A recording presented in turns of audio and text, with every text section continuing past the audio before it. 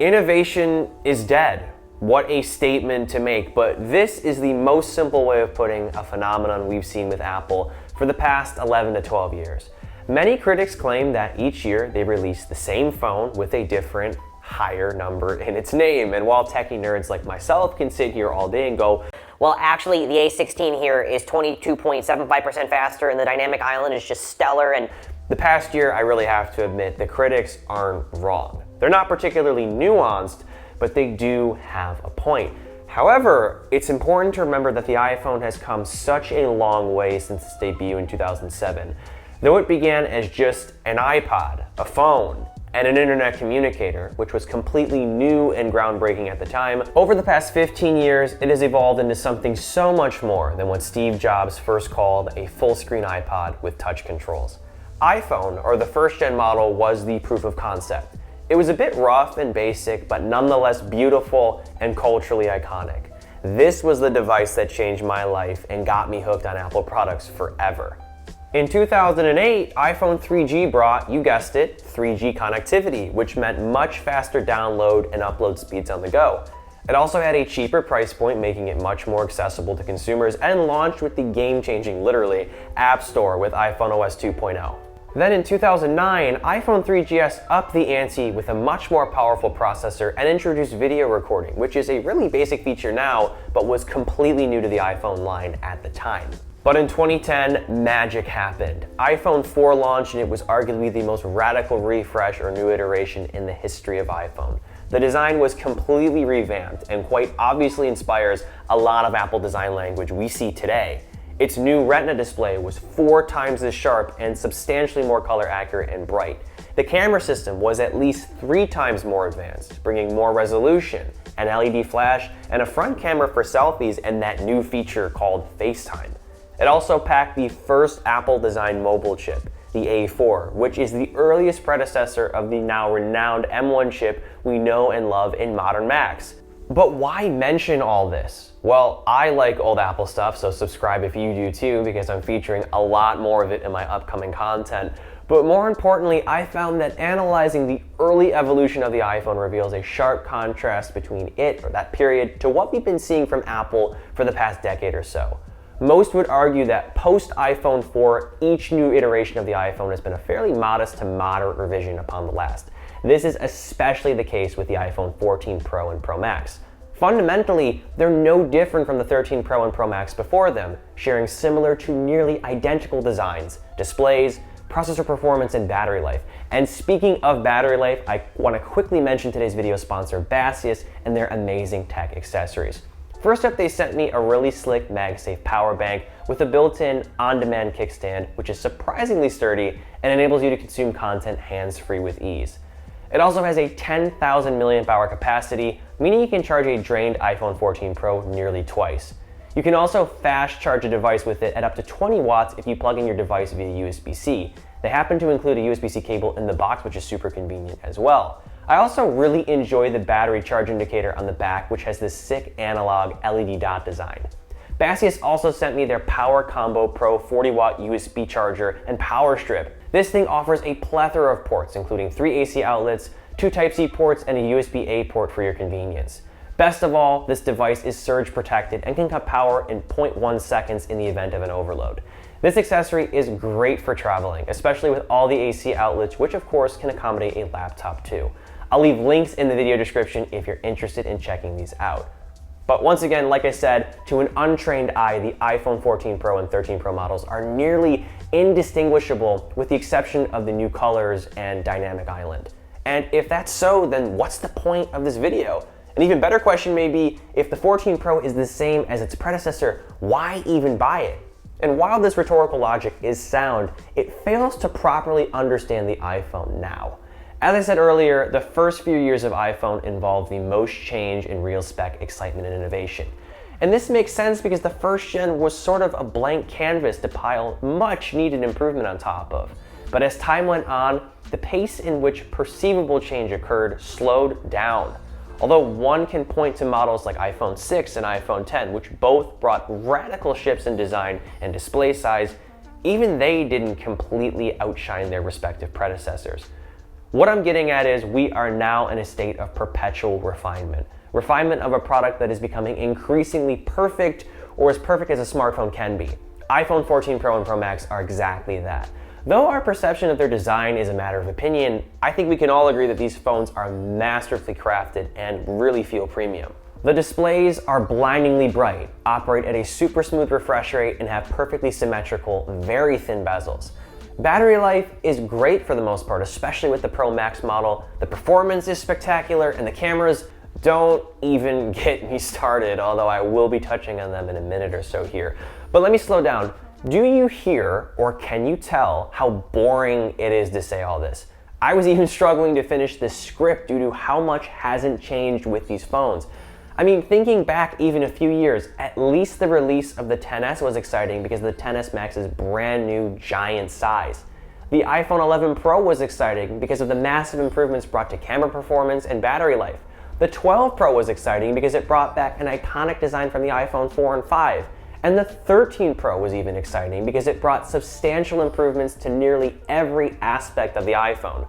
But now we're at this point where I don't know how much better things can actually get. Now, the only two aspects of the iPhone and most smartphones in general that could get better is battery life and camera performance. I've also heard some complaints that the 14 Pro models get less screen on time compared to their 13 Pro model predecessors, which does seem accurate even in my experience, considering that these new displays get brighter outdoors up to 2000 nits and have been given always-on capability in software. So one can imagine that in the near future, Apple will likely continue to enhance battery performance with more juice or capacity and or power efficiency with better hardware and software optimization. And as promised, I also want to touch on camera performance in more depth within this video. It's another aspect where I think Apple will always be pushing the envelope in terms of capability. And for your information, the iPhone 14 Pro's new camera system and features are the main reasons I bought it, aside from being someone who literally makes an entire living sharing his experiences about using Apple products in his daily life. The front camera now also has autofocus, which is a major deal because for whatever reason, this was never a feature beforehand with any iPhone. Very weird. But more importantly, the main 1x sensor or camera is now far more advanced, bringing even more depth of field or natural background blur and 4 times the resolution compared to the 13 Pro. When shooting normal, non-Pro RAW photos, you don't get the full 48 megapixels as advertised, but you do get an even sharper 12 megapixel image thanks to something called pixel binning. This is a fancy way of saying the full quality is captured, but the software compresses it into a smaller file or image. What's good though is when you go through this process, also known as downsampling, you ultimately get a sharper image than you would if you just shot on a native, lower resolution 12 megapixel sensor like you get with the iPhone 13 Pro once again. The Pro RAW images are also incredible. Not quite mirrorless level sharp. I own a Sony Alpha 1 that is a 50 megapixel sensor, and the quality is not exactly 1-to-1, but you do get amazing sharpness and of course editability when shooting in RAW or this mode, which unfortunately does come at the cost of massive 70 megabyte-ish file sizes. But the fact that I can capture so much extra detail with my iPhone, a device that's just chilling in my pocket, is wild. And I've been able to use it for some professional shooting here and there, which has been not only convenient, but very game-changing as well in some cases. More on this later though. We also get 2x crop back, which a lot of photographers like myself appreciate. 3x has always been a little goofy, but I'm still glad it's here alongside it though. The ultra-wide camera is improved as well, especially with the Photonic engine or software doing even more work to minimize poor low-light performance, which would usually make 0.5x images a little grainier. All this improvement translates to video as well, giving you unreal mirrorless-like shots at times and the ease of just airdropping those clips to your Mac or iPad to edit, grade, and store. What I'm about to say next is kind of insane, but I am so impressed with what I've been able to shoot with iPhone in the past year that I went out of my way to cop a 1TB 14 Pro to primarily use as a camera for quick shoots, vlogging, and other creative camera purposes. But again, I'm a really niche user. You absolutely should not be doing this unless you feel like you can actually utilize the 14 Pro in the way I do. But I hope this goes to show that the 14 Pro isn't just an exceptional phone, it's an exceptional camera as well. And this outcome is no accident. While other manufacturers have been busy innovating with design aspects, display tech, foldables, gimmicks, and more, Apple suffered through years of criticism about stagnation in terms of the way their devices looked and operated. And sure, while they deserved a lot of that flack, especially through the iPhone 6 and 7 time, I think many of us can agree this was a pretty slow, boring period for the iPhone. They had a long-term, ongoing game plan we weren't exactly aware of. Instead of fixing design, which they already deemed satisfactory at the time, they instead poured all their R&D into figuring out, for example, the iPhone X's display, which apparently took nearly 5 years of development, according to Apple's former chief design officer, Jonathan Ive. They also focused on software optimization, battery life, and most importantly, making their camera systems the best on the market. And that they did. And yes, while the Pixel and Galaxy series offer quite a bit of punch, particularly in the realm of photography, iPhone still remains consumers' go-to camera, offering speed, consistency, and fantastic image processing. Canoopsy, aka Isaac, an incredible creator and friend of mine, has repeatedly told me that the iPhone has almost become sort of how we view the world, the human eye of the smartphone world, so to speak. And that's why us both and many others love shooting with it. Even with the artistic qualities you get straight out of camera, like incredible bokeh and increased sharpness thanks to 48 megapixels, there's this sense of realism you capture that you cannot deny nor achieve with any other camera, smartphone, or mirrorless alike. I digress though. If you're not like me and you won't get your mileage out of the substantially better camera system in the 14 Pro, I wouldn't go out of my way to buy it. And of course, I have to say this too, the dynamic island is pretty cool as well. I think it's the best a company's done to hide a camera and sensor cutout on a display, and its existence actually offers quite a bit of utility and class. But that's the only other real differentiating factor between the 14 Pro and the 13 Pro models. However, I'm not exactly discouraging you from upgrading to a 14 Pro model either, especially if you're currently rocking something 2 to 3 years old, like an iPhone 8, an iPhone XR, and even an 11 or 11 Pro model. Because chances are, if you get one of these newest phones now, you'll be keeping it for the next 2 to 3 years as well. And as you know, the tech keeps getting incrementally better and better with time. So why not buy something that will keep up with next year's incremental improvements? And by the time iPhone 16 or 17 rolls around and offers a sizable upgrade compared to the 14 Pro you bought 2 to 3 years before, you'll repeat the process and get another 2 to 3 years of utility out of your new future phone. This is how it works.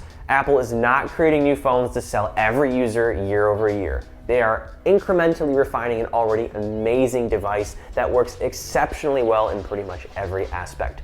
Gone are the days when you had an iPhone, you were sort of an early adopter of sorts, a trendsetter who introduced their family and friends to a completely new concept of consumer technology. And I'll say this, as much as I love telling you about what makes every new Apple device great, if it only offers marginal utility compared to what you already have, don't buy it. Wait patiently, because Apple's innovation is no longer a short-term goal.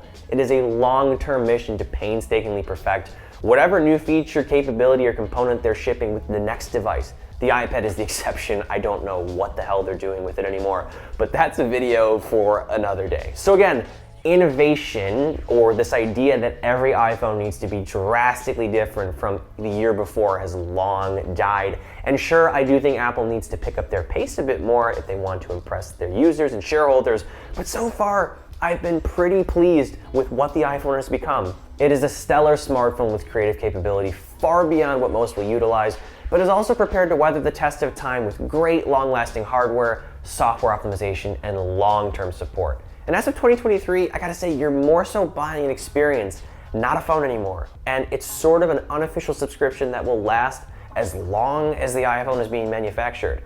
I hope you enjoyed this one. Check out my links to Bastius down in the description once again. And as always, I'm Noah, and I will catch you all in the next one.